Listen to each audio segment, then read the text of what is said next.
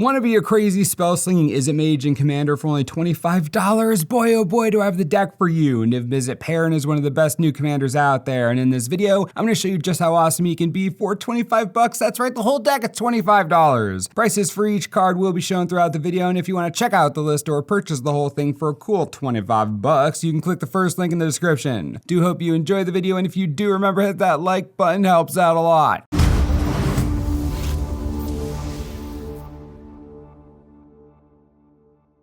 Niv-Mizzet Parun is triple blue and triple red for a 5/5 legendary creature dragon wizard with flying that can't be countered. Whenever you draw a card, Niv deals 1 damage to any target. Whenever a player casts an instant or sorcery spell, you draw a card. Well, the plan seems pretty clear here, right? Talk about the ultimate Izzet mage. Niv-Mizzet draws cards whenever any player casts any instant or sorcery spell. Then you get to ping whenever you draw a card, free cards and damage whenever anyone casts spells. It's so gross. It's like they took Niv-Mizzet Draco Genius and Niv-Mizzet the Fire Mine and just put them together to create this monster. Both of those Nivs are in the deck, by the way. I mean, how could they not be? Draco Genius deals damage to a player by spending 1 mana, then you draw a card from the Draco Genius, then you deal damage by drawing that card from the Fire Mind and Niv-Mizzet Parun, then you can draw a card with the Fire Mind to trigger both itself and the Parun again. Best part? According to the legend rule, you can have all 3 of these boys on the battlefield at the same time. This is what you have in store for $25, a deck that does this nonsense. You're gonna love it. The best way to take advantage of the Parun is to cast instants and sorceries that also draw cards. It's double dipping. That's so much value. Think about it. The deck runs Brainstorm. With the Parun on the battlefield, you cast Brainstorm, immediately get the Parun trigger that lets you draw a card. So you draw a card, then get the trigger that deals 1 damage because you just drew a card. Then Brainstorm resolves, you draw 3 cards, then deal 3 more damage from Niv's first trigger. For a single blue mana, you just dealt 4 damage to whatever you want and drew 4 cards. That's double dipping right there. So when I tell you we're also running Blue Sun Zenith, Hypothesis, will Invoke the Fire Mine, and Treasure Cruise, you realize just how ridiculous this deck can be. This is Izzet incarnate. There's about to be a lot of electricity and fire. Get ready.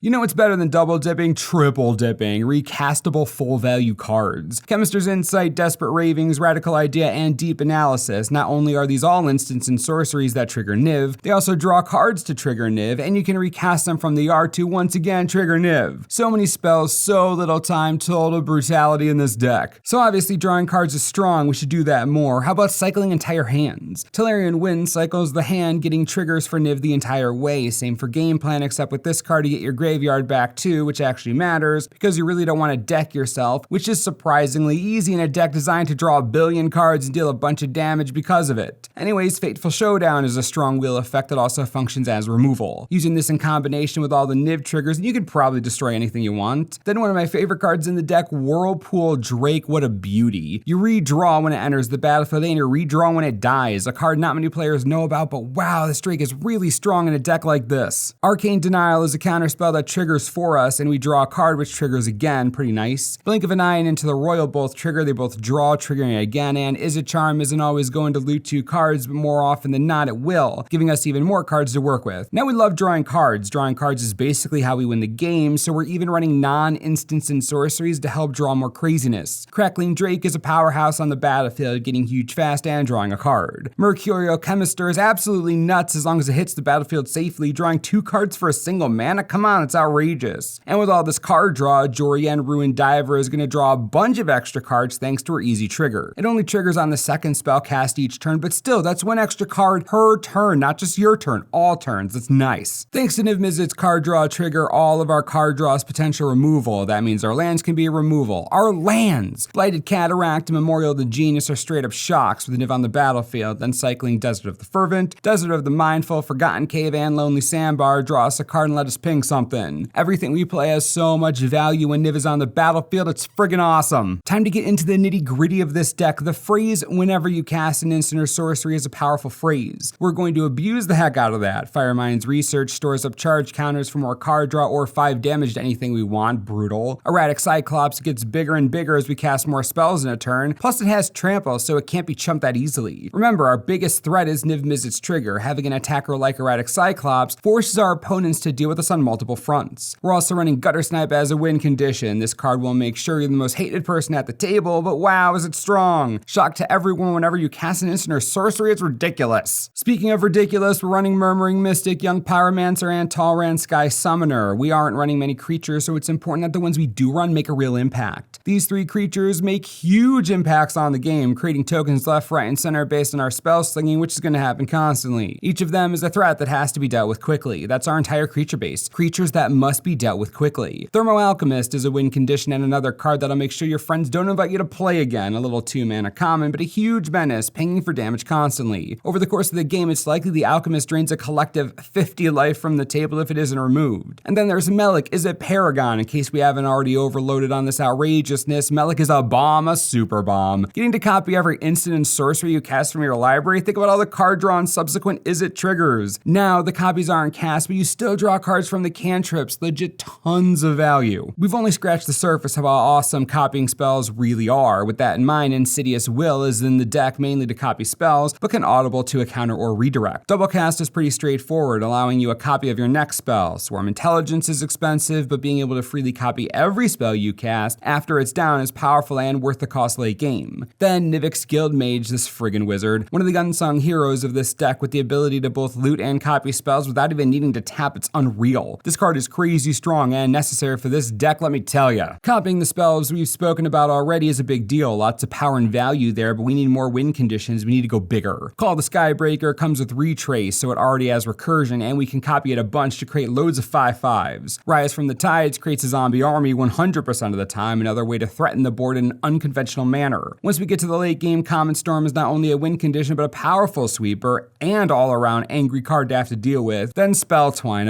Spelltwine. The later the game gets, the more powerful this card becomes, eventually turning 2 of the best spells on the table into your own personal victory. This deck is so isn't in shape. I'm in paradise right now. We're drawing lots of cards. Psychosis Crawler is hilarious in a deck that draws lots of cards. Whenever you draw a card, each opponent loses 1 life. My goodness. We're gonna have tons of cards in our hand constantly forever. That means Psychosis Crawler will always be a threat. We'll need targeted removal to take it down that isn't damage based, and until then, it's pinging the entire table and over again. This deck won't make you friends, but wow, is it fun. Oh, and speaking of fun, Psychic Corrosion is another win condition. Yeah, we're that player. The idiot who brings Mill to a commander party. The only reason this card works is because of the sheer amount of card draw on the deck. Thanks to our commander, Psychic Corrosion can kill the entire table in no time, and even if it's destroyed before it can do that, it will take a significant number of cards with it. I love this deck. Since we're slinging so many spells, cost reduction and assistance is really helpful. Goblin Electrum Answer is an auto-include as one of the premier cost reduction cards in the archetype. In addition, we're running Curious Homunculus. It starts out innocently enough, helping us cast our spells with an additional colorless mana boost, but then quickly becomes a Voracious Reader, a 3/4 with prowess that adds generic cost reduction to our spells. We also need some spell recursion, badly. Some of our instants and sorceries are so valuable we want them again. Bloodwater Entity pops something to the top of your library. Charmbreaker Devils might as well be a planeswalker, giving you a random spell at the beginning of your upkeep and getting gigantic whenever you cast one. Even just one spell makes an 8/4, gross. Anyways, is a Chemister gives extra fuel to used up spells by hoarding them, then popping off in a spell slinging rage. Mystic Retrieval is a recursion spell that has flashback itself, meaning you can get 2 casts off of this and probably copy it to gain even more resources. Pull from the Deep does get exiled, but it brings 2 spells back for the cost of 1. Then the Mirari Conjecture, oh boy, this card. Returns an instant, then a sorcery, then free copying for the turn. Imagine, in this deck, badoof.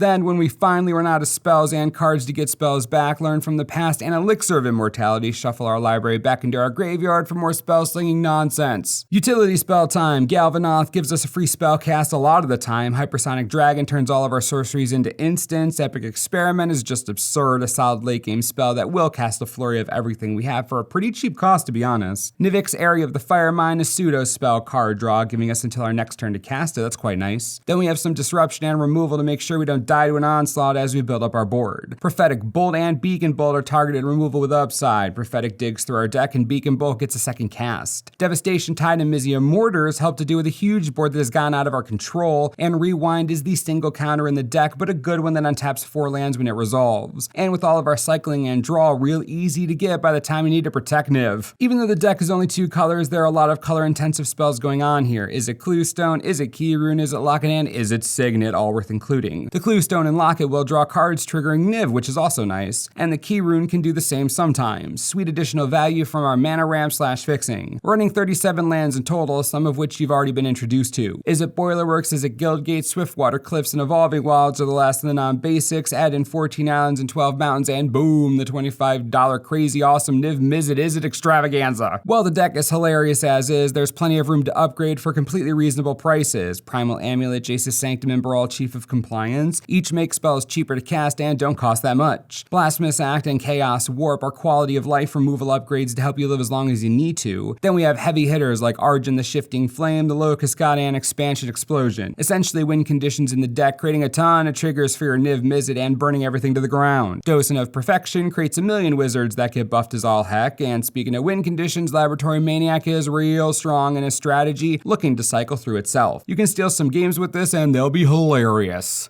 Niv-Mizzet Parun is a crazy fun commander to play, and as you can see, there are plenty of amazing spells that are cheap and exciting. The entire deck costs $25 right this second, not including basic lands. For that price, you can buy the entire thing and sleeve it up right away. I guarantee you'll enjoy the list if you enjoy slinging tons of spells. You'll enjoy it if you really like triggers and the stack. You'll enjoy it if you like doing powerful things for a low cost. I love this deck, and I know you will too. Click the first link in the description for the full list, and be sure to let me know what you'd like to see in the future. And as always, thanks for watching, and we'll see you next time.